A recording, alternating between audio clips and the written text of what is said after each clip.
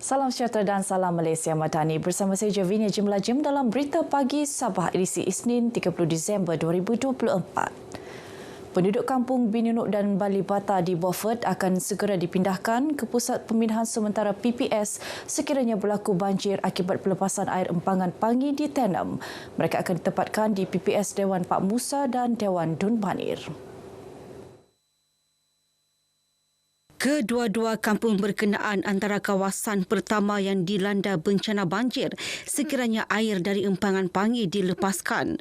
Adun Lumadan Datuk Ruslan Muharam berkata penduduk perlu sentiasa bersiap siaga berpindah ke PPS dengan kadar segera sekiranya diarah berpindah.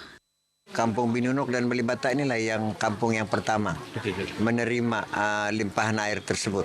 Dan untuk itu kita telah pun bersiap sedia untuk memindah ataupun bertindak sebagai membantu pada mereka yang ingin berpindah dan ingin memerlukan bantuan dan sebagainya. Kerana kita dekat saja dengan Pejabat Daerah Beaufort iaitu sebagai pengurusi bencana alam melalui gerak operasi bencana alam daerah.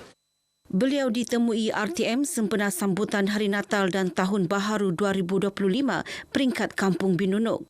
Pelaksanaan sambutan Hari Natal dan Tahun Baharu 2025 bertujuan memupuk keharmonian kepelbagaian kaum dan agama di kampung berkenaan selain memperkuat saling kebersamaan antara penduduk dalam meraihkan sesuatu perayaan di negeri ini.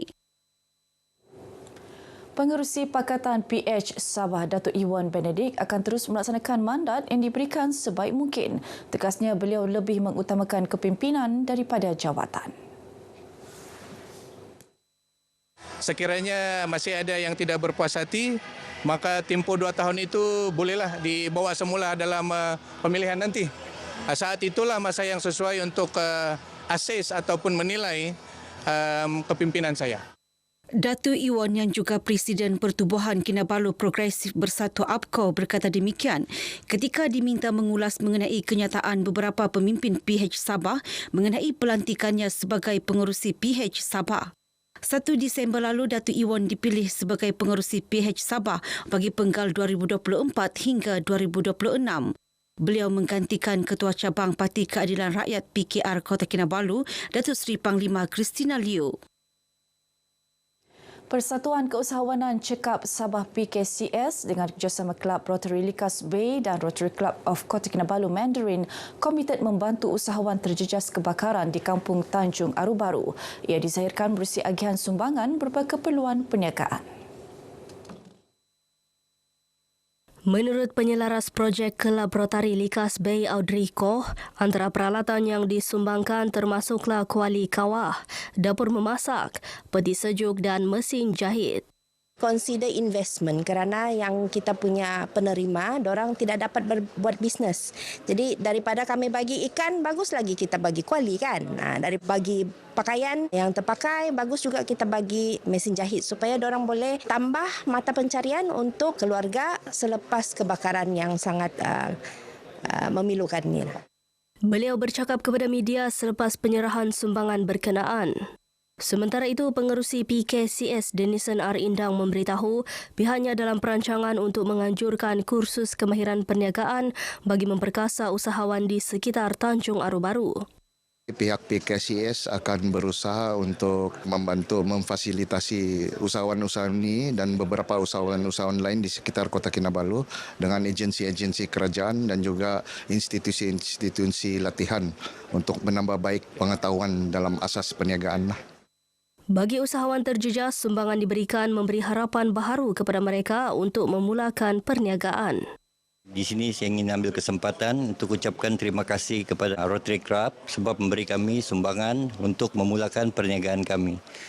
Saya sangat-sangat berterima kasih dengan ini klub. Semoga kami dapat membina kembali perniagaan kami. Saya sebagai peniaga jual makan sebab di sini selalu ramai pelancong-pelancong dari Korea datang. Di sini saya salah satu faktor untuk memperkenalkan Kampung Tanjung Aru lah. Saya amat berterima kasih di atas bantuan yang kena berikan ini sebab sekurang-kurangnya bolehlah saya mulakan perniagaan saya yang sudah terjejas beberapa lama, memandangkan tidak lama lagi hari raya kan. Banyak sudah customer yang tengah menunggu. Jadi dengan adanya mesin yang kena bagi ni sangat-sangat membantu.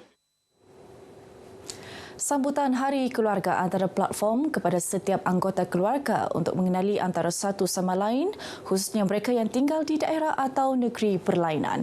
Justeru mengambil inisiatif itu, generasi Papat Keri Aki Jamangki Am Aru Kambiton Pajak mengadakan program Hari Keluarga di Pusat Kebudayaan Murut Tenem.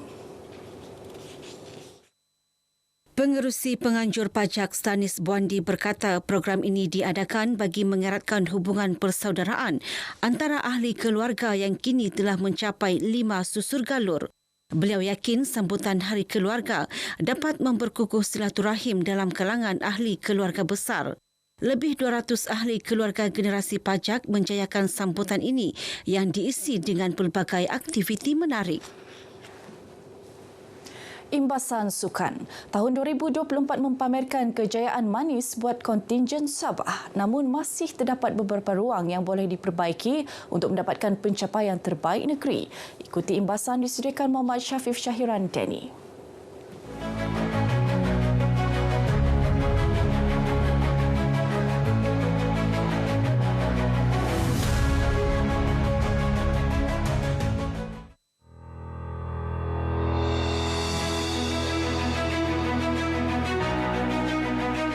Bermula kejohanan olahraga Majlis Sukan Sekolah-Sekolah Malaysia MSSM, Sabah tampil bergaya apabila muncul juara keseluruhan selepas mengutip 23 emas, 22 perak dan 16 gangsa. Kuartet perempuan Sabah turut mencipta sejarah dengan memecahkan 3 rekod kejohanan. Seterusnya, Sabah turut mencatatkan kejayaan membanggakan dalam Para Sukma ke-21 apabila berjaya meraih 62 pingat emas, 42 perak dan 31 gangsa. Syafiq Abdullah dari Sendakan dinobatkan atlet lelaki terbaik Para Sukma selepas memenangi 4 pingat emas, 1 perak dan 1 gangsa. Lebih membanggakan, semua emas yang diraih mencatat rekod baharu kebangsaan. Justru tidak heranlah Kerajaan Negeri Sabah memperuntukkan insentif sebanyak 2.19 juta ringgit kepada atlet yang berjaya dalam kejohanan Sukma dan Para Sukma ke-21.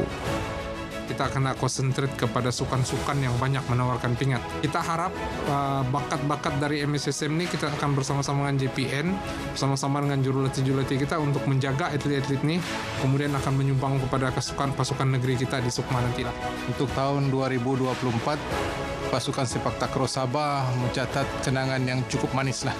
Apabila kita menjuarai 5 kategori dalam acara Sukma lah. Untuk wanita kita sapu bersih. 4 pingat emas yang dipertandingkan kita bawa balik ke Sabah. Semuanya pasukan sepak takraw lelaki telah menjadi juara untuk acara double. Di pentas antarabangsa pula mempamerkan pelari Para Sabah Eddie Bennett mengharumkan nama negara dengan meraih gangsa menerusi acara 100 meter di Sukan Paralimpik Paris. Atas pencapaian tersebut, beliau menerima insentif sebanyak RM50,000 daripada kerajaan negeri. Pasukan bola sepak wanita Sabah juga tidak kurang hebatnya apabila mencipta sejarah dengan layak ke peringkat kumpulan Liga Juara-Juara Wanita AFC AWCL 2024-2025 selepas menjuarai kumpulan C dalam saingan kelayakan. Kita akan bagi grant kepada KBSS. Jadi ada tambahan lagi lah tahun ini. Dan juga kita memberi keutamaan juga kepada peserta-peserta ataupun contoh tinju, Muay Thai dan juga Wushu yang memberikan kita banyak pingat emas. Sesungguhnya kecemerlangan sukan di Sabah masih berterusan berkat semangat dan iltizam para atlet dan jurulatih. Begitu juga sokongan kuat di peringkat pengurusan dan kerajaan negeri secara umumnya. Semoga lebih banyak manisnya di tahun hadapan. Syafif Syahiran Deni, RTN.